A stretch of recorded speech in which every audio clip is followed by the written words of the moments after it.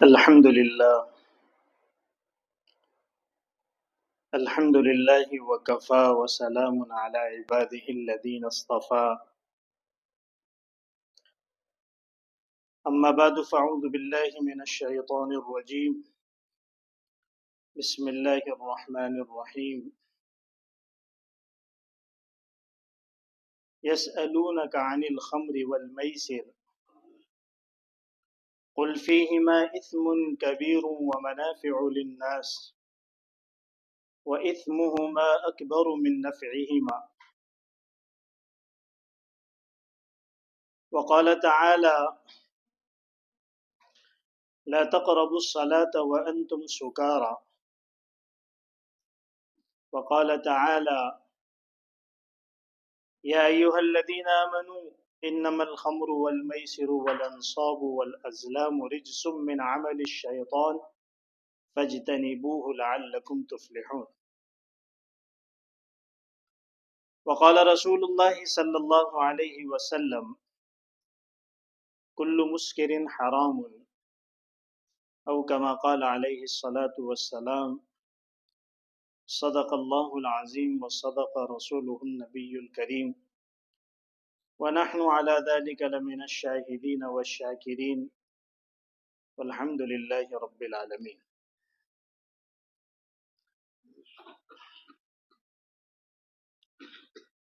اللہ تبارک و تعالیٰ نے انسان کو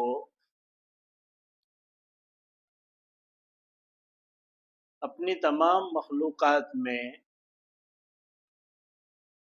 اعلیٰ، افضل اور اشرف بنایا ہے. اسی وجہ سے ہم انسانوں کو اشرف المخلوقات کہتے ہیں.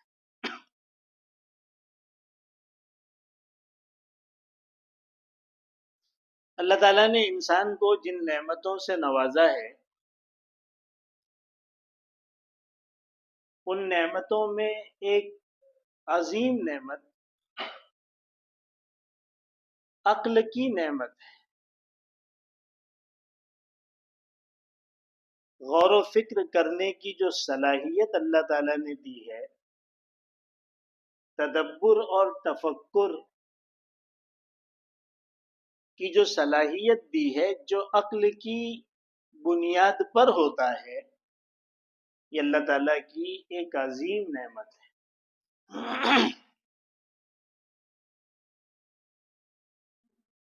اسی عقل کی وجہ سے کمزور انسان کے کمزور ہاتھوں میں کائنات مسخر ہے.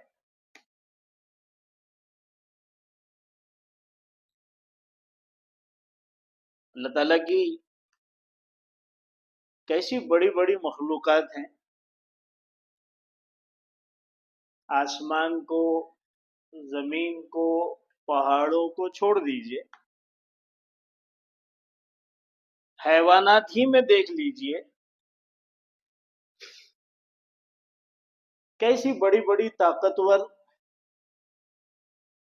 اور کیسی بڑی بڑی سائز والی مخلوقات ہیں.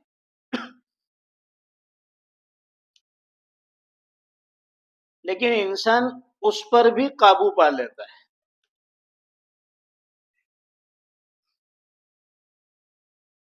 بحر بھی اس کے ہاتھ میں ہے اور بر بھی اس کے ہاتھ میں ہے. اس نے خشکی کو بھی مسخر کر لیا، اپنے ہاتھ میں کر لیا، اور سمندر کی گہرائیوں تک بھی وہ پہنچ گیا. فضاؤں پر بھی اس کا قابو ہے، اور زمین کے علاوہ دوسرے سیاروں پر وہ کمندے ڈال رہا ہے، اور اس کی پتہ نہیں کہاں تک پہنچ ہو رہی ہے. یہ جو اس کے کمزور ہاتھ میں یہ کائنات مسخر ہو رہی ہے، وہ اسی عقل کی بنیاد پر ہے.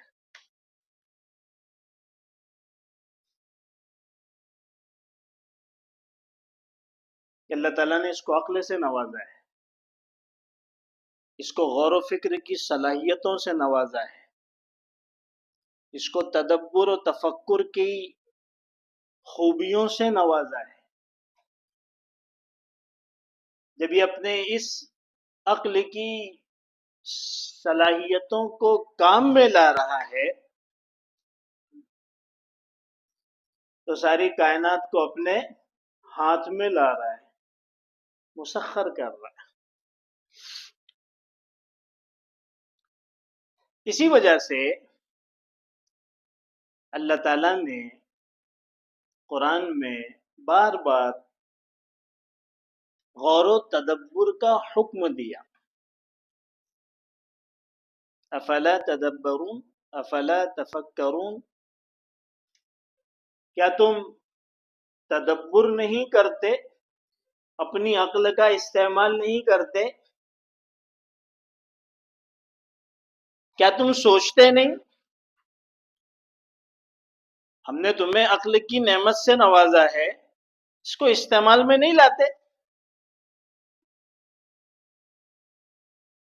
وفی انفسکم افلا تبصرون، اپنی ذات میں سر کے بالوں سے لے کر پیروں کے ناخن تک اور مختلف ظاہری اور باطنی اعضاء اور اس کا فنکشن اور اس کا جو چلنے کا نظام ہے، اور بچپنا اور جوانی اور ادھیڑ عمر اور بڑھاپا، اللہ فرماتے اس پہ غور نہیں کرتے. ساری کائنات تو انسان کے وجود میں ہی چھپی ہوئی ہے.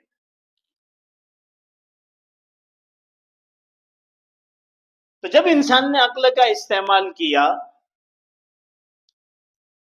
تو اسے انسان کے وجود میں انسان کا خالق بھی نظر آیا.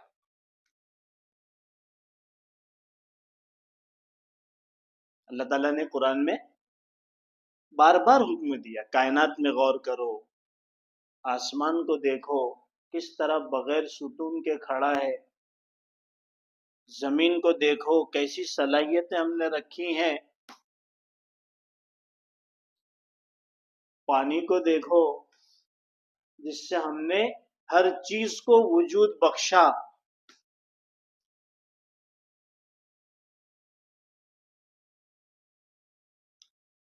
عقل کی اسی اہمیت کی وجہ سے جو قرآن و حدیث سے ثابت ہے، جو عام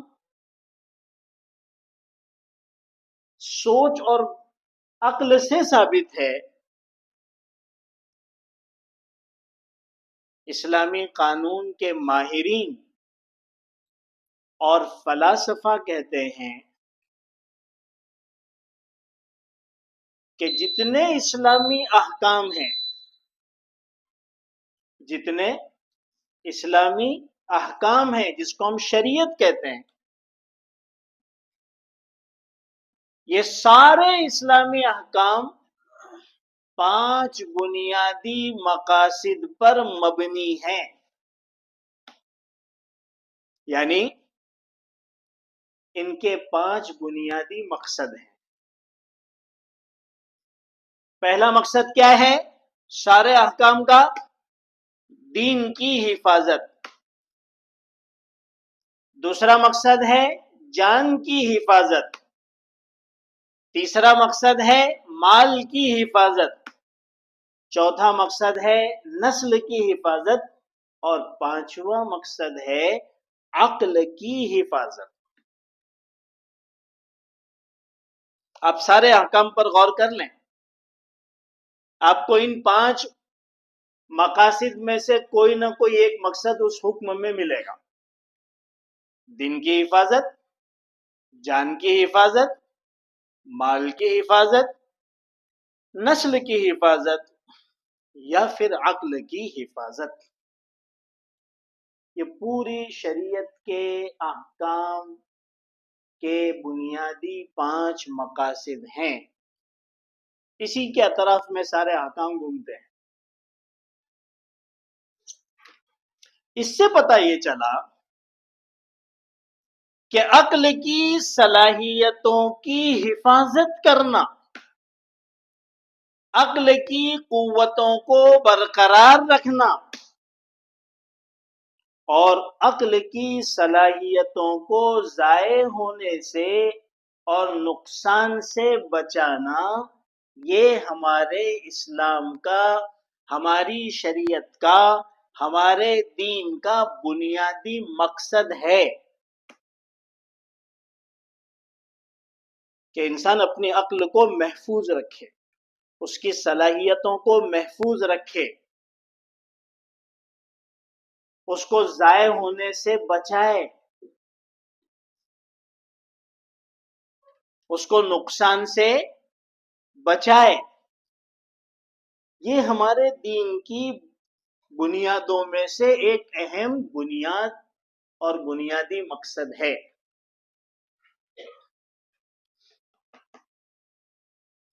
اسی وجہ سے اسلام میں ہر وہ چیز منع ہے جو انسان کی عقل کو نقصان پہنچانے والی۔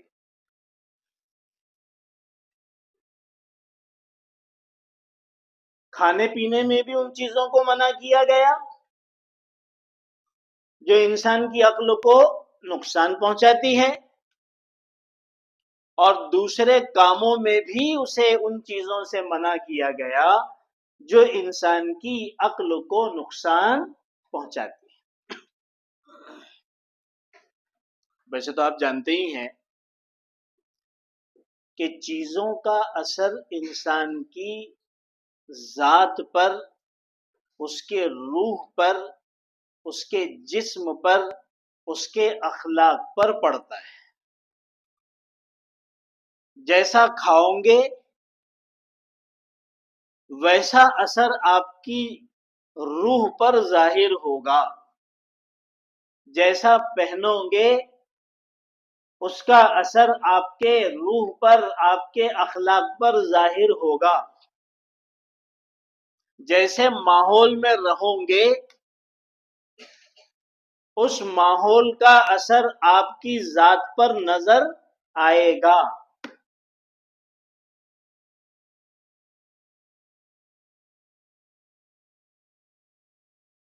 اسی وجہ سے ان تمام چیزوں سے منع کیا گیا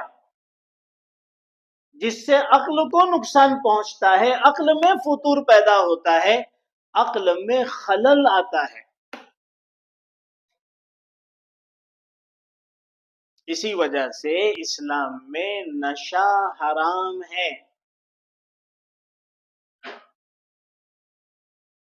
کسی بھی قسم کا نشہ اسلام نے اس کو حرام قرار دیا، اس لیے کہ اس کا براہ راست اثر انسان کی عقل پر پڑتا ہے۔ آپ کی عقل صحیح سالم ہے، صحیح کام کر رہی ہے، سلامت ہے، تو آپ کی ساری ذمہ داریاں صحیح سے ادا ہو رہی ہے، اللہ کے بھی حقوق ادا ہوں گے، بندوں کے بھی حقوق ادا ہوں گے، آپ کی جان بھی محفوظ رہے گی، اور آپ کی وجہ سے دوسرے بھی امن و سلامتی میں رہیں گے۔ آپ اپنی ذمہ داری بھی پوری کرو گے اور آپ اپنے ماتحتوں کے حقوق بھی ادا کرو گے اگر آپ کی عقل سلامت ہے۔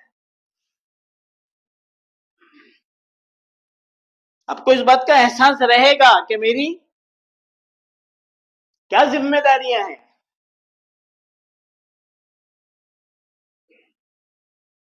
مجھے کمانا ہے، مجھے محنت کرنی ہے، مجھے پڑھنا ہے، مجھے اپنے بچوں کو پڑھانا ہے، مجھے دین سیکھنا ہے، اور مجھے دین کی محنت کرنا ہے۔ میرے بچوں کی کیا ذمہ داری ہے، میری بیوی کی کیا ذمہ داری ہے، ماں باپ کی کیا اہمیت ہے، ان کا کیا مقام ہے، ان کی کیا ذمہ داری ہے، حلال کیا ہے، حرام کیا ہے، کس چیز کو اختیار کرنا ہے، کس چیز کو چھوڑنا ہے، کس وقت کیا فیصلہ لینا ہے،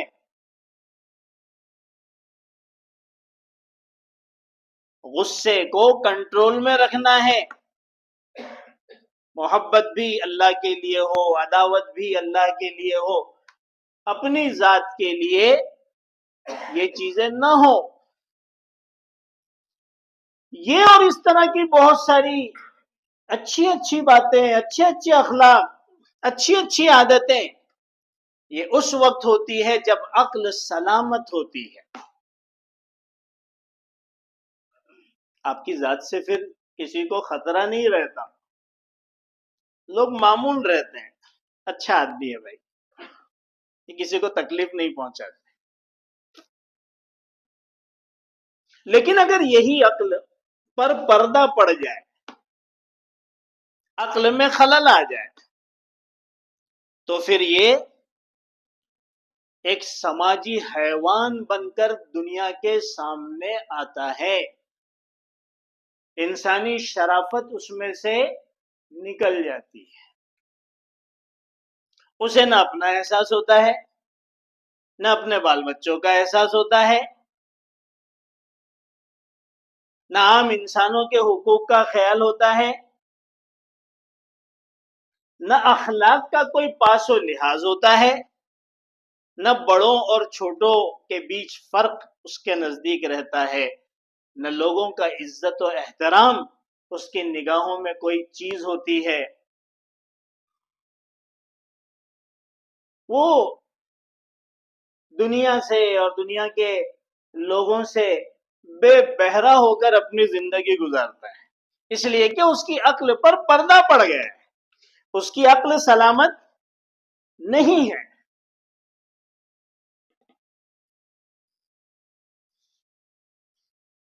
نشے سے یہی چیز ہوتی کہ انسان کی عقل سلامت نہیں رہتی۔ نشہ انسان کی عقل کے اندر فتور پیدا کر دیتا ہے۔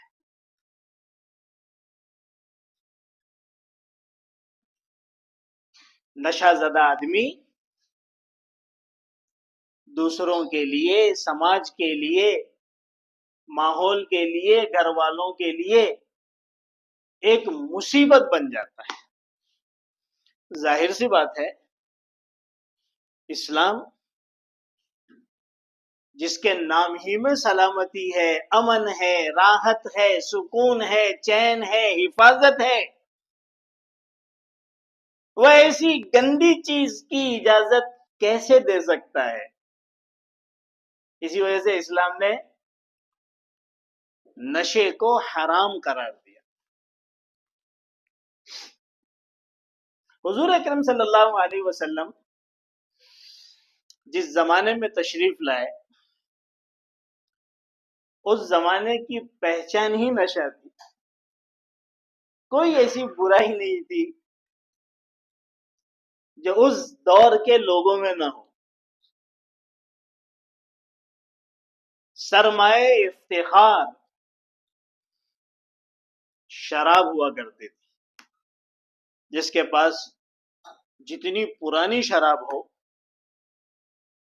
وہ اتنا اونچے مرتبے والا سمجھا جاتا تھا۔ شرابوں کی تجارتیں ہوتی تھی، بڑے بڑے کاروبار تھے، لوگ نشوں میں مست رہا کرتے تھے۔ حضور اکرم صلی اللہ علیہ وسلم مکہ میں تھے، وہاں پر بھی یہ ماحول تھا۔ آپ کو نبوت ملی، لیکن شراب کی حرمت کا کوئی حکم آیا نہیں۔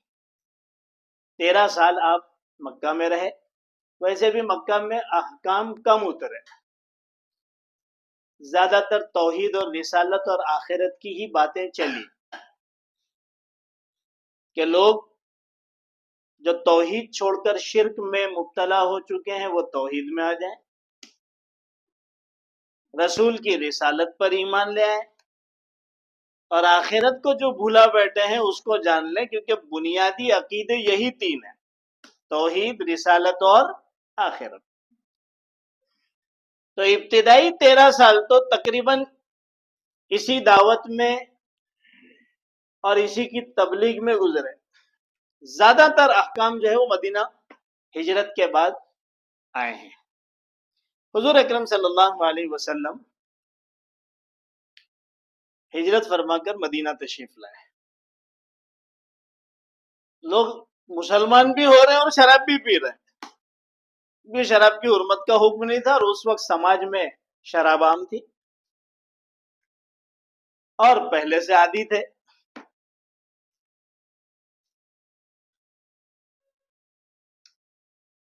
لوگوں کے ذہنوں میں آتا ہے کہ صحابہ تھے اور شراب پیتے تھے۔ ارے بھائی، جب اس وقت شراب حرام تھی ہی نہیں، حلال تھی، تو پیتے تھے۔ آج جب شراب حرام ہے تو بھی مسلمانوں کا بہت بڑا طبقہ پیتا ہے۔ تعجب اس پر ہونا چاہیے کہ حرام ہونے کے بعد کیوں پیتا ہے؟ کتنا پیتا ہے؟ بہت سے شراب خانے والے رمضان میں بڑے افسردہ ہوتے ہیں، بڑے غمزدہ ہوتے ہیں، ان کا پورا بزنس ٹھپ پڑ جاتا ہے۔ باقاعدہ میں نے ان لوگوں کو یہ کہتے ہوئے سنا کہ بھئی آپ کا رمضان آتا ہے تو ہمارا کاروبار ڈاؤن ہو جاتا ہے، بزنس میں بہت بڑا فرق پڑ جاتا ہے۔ تو ہم کو احساس ہوا کہ مسلمان اتنا شراب پیتے ہیں کہ جن کے نہ پینے کی وجہ سے کاروبار میں انحطاط آ جاتا ہے، تنزلی آ جاتی ہے، وہ ڈاؤن ہو جاتا ہے۔ تو تعجب تو اس پہ ہونا چاہیے۔ تو صحابہ اس کو پیتے تھے کیونکہ وہ حلال تھی، حرام تھی ہی نہیں۔ مدینہ آنے کے بعد صحابہ کو سمجھنے کی ضرورت ہے۔ بیان تفصیل سے ہر جمعہ سنے تو سمجھ میں آئے گا۔ مدینہ اللہ کے رسول تشریف لائے، صحابہ بھی ہجرت کر کے آئے۔ وہاں پر بھی ابتدا میں شراب حلالی تھی، لوگ پیتے تھے، نماز بھی پڑھتے تھے، تہجد بھی پڑھتے تھے، دین کی دعوت بھی دیتے تھے، جہاد بھی ہو رہا ہے، قربانیاں بھی دے رہے ہیں، فاقہ بھی کر رہے ہیں، اور شراب بھی پی رہے ہیں۔ کیونکہ اس وقت شراب اور پانی میں کوئی فرق نہیں تھا، شراب اور شربت ایک ہی جیسے تھے۔ لیکن صحابہ میں بعض ہستیاں ایسی تھیں جو اس زمانے میں بھی شراب کو پسند نہیں کرتی تھی۔ یہ اللہ کی عادت بھی ہے کہ کچھ ایسے شریف الطبع، نفیس مزاج والے لوگ ہر معاشرے میں ہوتے ہیں۔ وہ اس زمانے میں بھی شراب سے دور ہی رہتے تھے۔ حضرت ابوبکر صدیق رضی اللہ تعالیٰ، انہوں نے کبھی شراب کو ہاتھ نہیں لگایا، اور حضور اکرم صلی اللہ علیہ وسلم کا مقام اور درجہ تو بہت بلند ہے۔ آپ نے نہ صرف شراب کو کبھی ہاتھ لگایا، بلکہ ہر اس چیز سے آپ کو نفرت تھی جو آگے جا کر حرام ہونے والی تھی۔ آپ کو پتا نہیں تھا کہ اللہ تعالیٰ نے مزاج ایسا بنایا تھا، طبیعت ایسی پاکیزہ اور روحانی بنائی تھی کہ آپ نے نہ صرف شراب بلکہ ہر اس چیز سے اپنے آپ کو دور رکھا تھا۔ آپ میں ان چیزوں کے لیے نفرت تھی جو آگے جا کر اللہ تعالیٰ حرام کرنے والے تھے۔ جیسے مثال کے طور پر سود ہے، اس زمانے میں سود چلتا تھا، آپ نے کبھی سودی معاملہ نہیں کیا، آگے جا کے حرمت کا حکم آیا۔ اس زمانے میں اکثر لوگ جواری ہوا کرتے تھے، جیسے آج سب لوگ جواری بنے ہوئے ہیں، جوا کھیلتے تھے۔ اللہ کے رسول صلی اللہ علیہ وسلم نے کبھی جوا نہیں کھیلا، حالانکہ اس وقت وہ حلال تھا۔ ارے بھائی جب اللہ کی طرف سے حکم آئے گا تو اس کے حلت یا حرمت کا حکم آئے گا نا۔ تو یہ اللہ کے رسول صلی اللہ علیہ وسلم کا مقام اور آپ کا درجہ تھا کہ آپ ہر اس چیز سے اپنے آپ کو دور رکھتے تھے، اور آپ کو ان چیزوں سے نفرت تھی جو آگے چل کر حرام ہونے والی تھی۔ اللہ تعالیٰ کی طرف سے حفاظت بھی تھی۔ تو کچھ صحابہ ایسے تھے جن کو اس زمانے میں بھی شراب سے تنفر تھا، وہ پسند نہیں کرتے تھے، کیونکہ حرکتیں تو لوگوں کی دیکھتے ہی تھے نا۔ ارے بھائی شراب پینے کے بعد جو حالت انسان کی ہوتی ہے اور وہ جو حرکتیں کرتا ہے اور اس کی وجہ سے معاشرے پر جو برے اثرات ہوتے ہیں، وہ تو وہ نظر سے دیکھتے ہی تھے، بھلے حلال ہے لیکن حرکتیں دیکھو یہ کیا کر رہا ہے۔ تو انہوں نے ایک مرتبہ مدینہ میں حضور اکرم صلی اللہ علیہ وسلم کی خدمت میں آ کر کہا کہ اللہ کے رسول، یہ شراب اور یہ جوا، اس کے بارے میں کچھ حکم آ جائے تو اچھا ہے۔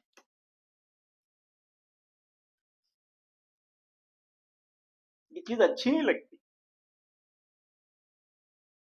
اللہ تبارک و تعالیٰ نے ان حضرات کے اس سوال کا ذکر اس آیت میں کیا جو میں نے خطبے میں پہلے پڑھی، یسألونک عن الخمر والمیسر۔ کچھ لوگ آپ کے پاس آتے ہیں اور سوال کر رہے ہیں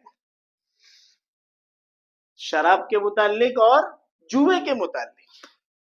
یہ پہلا حکم اللہ کی طرف سے حضور اکرم صلی اللہ علیہ وسلم کی نبوت ملنے کے بعد نازل ہو رہا ہے۔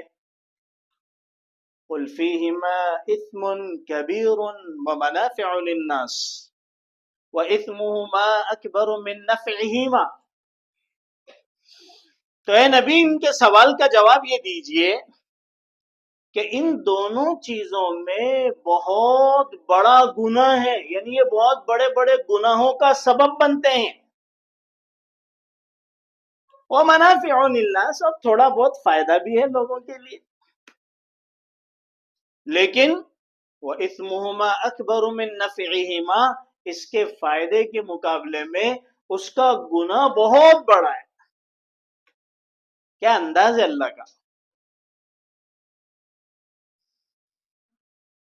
شراب چونکہ گھٹیوں میں پڑی ہوئی تھی، شراب کے بغیر ایک لمحہ گزارنا مشکل تھا، شراب کے بغیر زندگی کا تصور ہی نہیں تھا، سارا معاشرہ نشے میں مبتلا رہنے کا عادی تھا، تو سب سے پہلے ذہن سازی کی گئی اور بتایا گیا کہ تم صرف شراب کے ظاہری کچھ فائدوں کے اوپر دل دادا بنے ہوئے ہو، اس کی محبت پر ہی فریفتہ ہو، اس کی خرابیوں کو نہیں جانتے۔ اللہ نے ایک جملے میں فرمایا، ارے یہ تو بڑے بڑے گناہوں اور بڑے بڑے نقصانات کا سبب ہے۔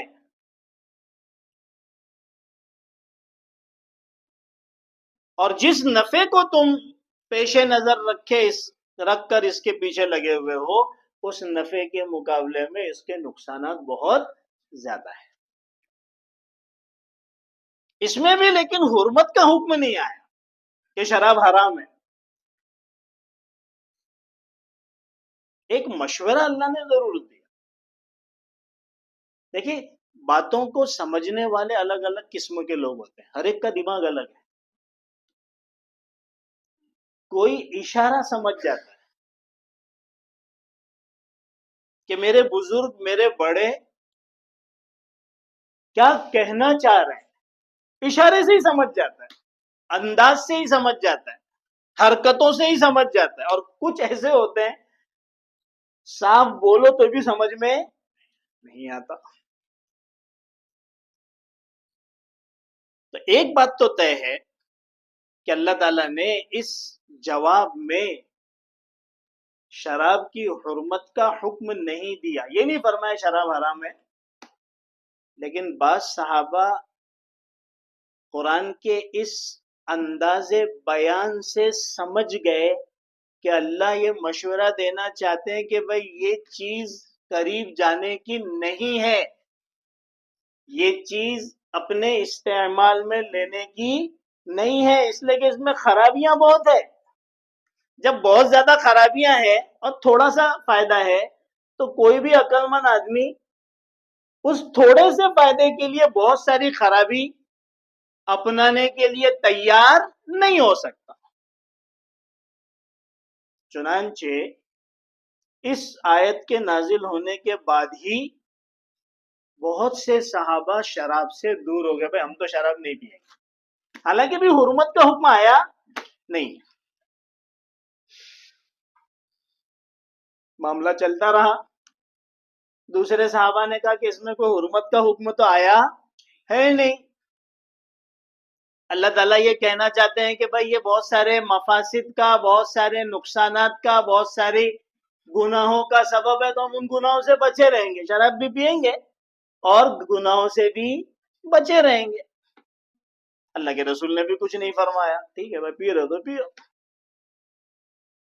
چنانچہ بعض صحابہ اس سے اجتناب کرنے لگے، بچنے لگے، اور دوسرے جو ہے وہ نارمل جو ان کی لائف تھی وہ گزار رہے تھے۔ اسی دوران ایک واقعہ پیش آیا، اسی وجہ سے صحابہ کی بڑی اہمیت ہے، کیونکہ اگر صحابہ نہ ہوتے تو ہمارے پاس اتنے کھل کھل کر احکام نہیں آتے۔ حضرت عبد الرحمن ابن عوف رضی اللہ تعالیٰ عنہ جو عشرہ مبشرہ میں ہیں، بڑے اونچے درجے کے صحابی ہیں، بڑے مالدار صحابہ میں ان کا شمار ہے، انہوں نے صحابہ میں سے اپنے بعض دوستوں کو دعوت دی۔ دعوت کھانے کے بعد دستور کے مطابق شراب کا دور چالو ہوا، اور شراب پیتے ہوئے مغرب کا وقت ہو گیا، تو نماز تو صحابہ کبھی چھوڑ نہیں سکتے تھے۔ جیسے میں نے سعودی کے بارے میں اور سعودیوں کے بارے میں سنا تھا کہ وہ جب کسی جگہ اسٹے کرتے ہیں ہوٹل وغیرہ میں تو رات بھر شراب پیتے ہیں، اور اس کی جو بوٹل ہیں وہ ان کے بستروں کے اطراف میں گری رہتی ہے، لیکن جہاں فجر کی اذان ہوتی ہے فوراً غسل کر کے نماز پڑھتے ہیں۔ تو اس زمانے میں لوگ کہا کرتے تھے مجھے کہ عربوں میں صرف ایک چیز بچی ہے، نماز، جس کی وجہ سے اللہ نے ان کو بچا کے رکھا ہے۔ تو میں جو بات کر رہا ہوں صحابہ کی، وہ اس زمانے کی جب شراب حلال تھی، اور یہ جو بات ہے وہ اس زمانے کی جب شراب حرام ہے۔ بہرحال اب جب مغرب کا وقت ہوا تو یہ لوگ کھڑے ہو گئے، بھائی چلو نماز پڑھنے کے لیے، سب نشے میں۔ ایک صاحب کو آگے کھڑا کر دیا، امام تو ضروری ہے۔ اب امام صاحب نے نماز چالو کی تو قل یا الکافرون سورہ فاتحہ کے بعد چالو کر دیا۔ قل یا الکافرون کی ایک خصوصیت ہے کہ اس میں اتنے لالا آتے ہیں کہ بہت ساری مرتبہ یہی سمجھ میں نہیں آتا کہ اس لا کے بعد کون سا لفظ آنے والا۔ قل یا ایھا الکافرون لا اعبد ما تعبدون ولا انتم عابدون ما اعبد ولا انا عابد ما عبدتم ولا انتم عابد۔ ایک تو نشے کی حالت، دوسرا انہوں نے قل یا الکافرون چالو کر دیا، اور اس میں انہوں نے کچھ کا کچھ پڑھنا شروع کر دیا۔ تو اللہ تعالیٰ کی طرف سے اس واقعے کے بعد حضرت جبرائیل ایک حکم شراب کے تعلق سے لائے۔ کیا لائے؟ لا تقربوا الصلاۃ وانتم سکارا، کہ نشے کی حالت میں نماز کے قریب بھی جانے کی اجازت نہیں ہے، نماز پڑھنا تو بہت دور کی بات۔ یہ پہلا حکم ہے جو شراب کے حرام ہونے سے متعلق آیا ہے، لیکن یہ بھی ایک ٹائم پیریڈ کے ساتھ خاص ہے کہ اوقات نماز یعنی نماز کے جو وقت ہیں اس میں آپ نہیں پی سکتے، اس کے علاوہ گنجائش ہے۔ تو تو بہت سارے صحابہ نے سوچا کہ جب یہ ایسی چیز ہے جس کی وجہ سے نماز سے منع کیا جا رہا ہے تو پھر یہ چیز سے دور ہونا ہی بہتر ہے، کہ جو نماز سے انسان کو دور کر دے تو ہم تو بھائی نہیں پیئیں گے۔ تو جو تھوڑے بہت پینے والے تھے اس میں سے یہ حکم آنے کے بعد ایک کراؤڈ جو ہے وہ کم ہو گیا۔ دوسروں نے کہا کہ بھائی نماز کے وقت نہیں پیئیں گے، باقی ٹائم تو حلال ہے، تو وہ دوسرے وقت میں پیتے تھے۔ پھر تیسرا ایک حکم آیا، اس کا ایک واقعہ ہے، اس کا شان نزول ہے، انشاءاللہ اس کو آئندہ جمعہ بیان کریں گے۔ یہ بیان جو ہے وہ نشے پر ہے، اور نشہ صرف شراب کا نہیں ہوتا ہے، بہت ساری چیزوں کا نشہ ہوتا ہے۔ اور یہ بیان اس لیے نہیں کہ آپ لوگ نشہ کریں، یہ اس لیے ہے تاکہ ہمیں پتہ چلے کہ نشہ حرام ہے اور اس کے کیا کیا نقصانات ہیں۔ تو انشاءاللہ آپ اس کو جو ہے غور سے سنیں، کیونکہ ہمارا معاشرہ، خاص طور پر مسلمان نوجوانوں کا معاشرہ، اس سے بہت زیادہ جو ہے وہ متاثر ہوا ہے، معاشرے میں اس کی خرابیاں بھی نظر آ رہی ہیں۔ اس سے بچنا اس وقت اور بچانا دونوں ہر سمجھدار آدمی کی ذمہ داری ہے۔ تو انشاءاللہ اسی لائن سے یہ بات آگے چلے گی۔ اللہ تعالی ہم سب کو ان باتوں کو صحیح سے طریقے سے سمجھنے کی توفیق عطا فرمائے، اور ہمیں اور ہمارے معاشرے کو نشے کی لت سے محفوظ فرمائے۔ وآخر دعوانا الحمدللہ رب العالمین۔